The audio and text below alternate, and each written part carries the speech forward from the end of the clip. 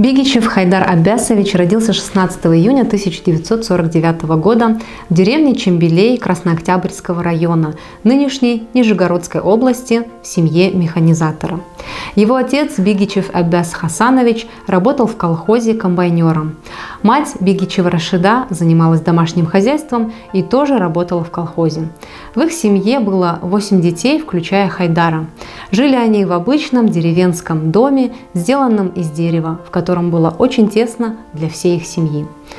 Учился он в Чембелеевской средней общеобразовательной школе. В школу Хайдар пошел в возрасте 7 лет в 1956 году. Хайдар помогал отцу работать в поле. После окончания средней школы 3 года служил в армии. После службы в армии, как и его земляки-нижегородцы, начал работу в Москве. Хотел устроиться работать на одном из столичных заводов.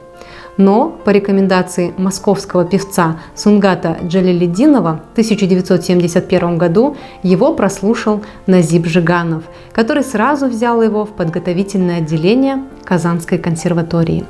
В этом же году, как по велению судьбы, туда же поступила его будущая жена Зухра Сахабиева-Бигичева.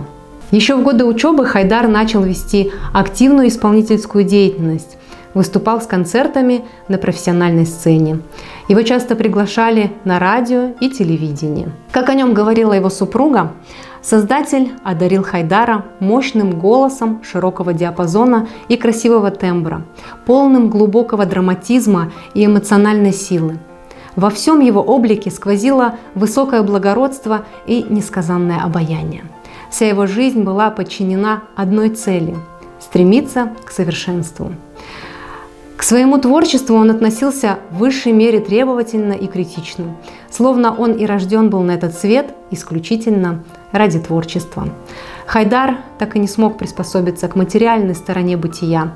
Впрочем, вряд ли это было возможно, ведь в советскую эпоху труд оперного певца оплачивался совсем небольшой суммой. Понимая это, я никогда не требовала от него больших денег, ни других богатств. Наоборот, нелегкую ношу бытовых проблем я старалась разделить с ним, потому что осознавала, с каким громадным талантом жить вместе выпало на мою долю. Понимая это, я старалась быть ему опорой во всем, ведь истинный талант, он всегда очень раним и уязвим, поэтому нуждается в опеке и поддержке. Целиком погруженный в процесс творчества, он обычно забывает обо всем на свете.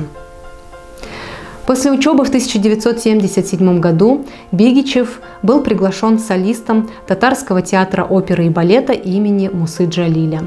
Здесь и расцвел талант певца, одаренного голосом широкого диапазона. Он блестяще исполнял главные партии во всех постановках музыкально-сценических произведений татарских композиторов Назиба Жиганова, Салеха Сайдашева и других. Бигичев успешно участвовал также в оперных спектаклях классического русского и зарубежного репертуаров. Известная оперная певица Тамара Синявская, певшая партию «Кармен» в одноименной опере, давала самые высокие оценки своему партнеру по сцене. Вершиной исполнительского мастерства певца стала партия «Отелло» в одноименной опере Джузеппе Верди. Хайдар постоянно и упорно работал над собой, и благодаря этому качеству вырос до уровня певца высочайшего класса, драматического тенора. Без преувеличения могу сказать, у Хайдара диапазон голоса был исключительно широкий – 2 октавы плюс кварта. Творческим венцом в опере для Хайдара явилась партия «Отелло». В истории мирового оперного искусства известны лишь считанные исполнители этой партии, и один из них – Хайдар. В Татарском государственном академическом театре оперы и балета имени Мусы Джалиля он работал с самых первых дней своего творчества и до последнего дыхания.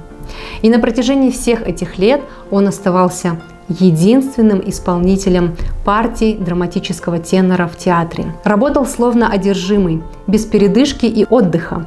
Будучи исполнителем всех главных партий драматического и лирико-драматического тенора в спектаклях в репертуаре театра.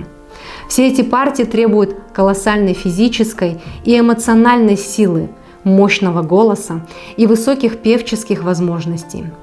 Певцы между собой называют их «кровавыми партиями». В те дни, когда он пел партию Отелло, он худел на 2-3 килограмма, выглядел осунувшимся и утомленным. Да и сам он был прирожденным шекспировским Отелло. Величественная осанка, чистая душа и горячее сердце, прямой и гордый, но доверчивый, как ребенок. Все эти качества отличали в нем выдающуюся личность. Он не умел и не хотел действовать из-под тишка, никогда и никому не причинил зла.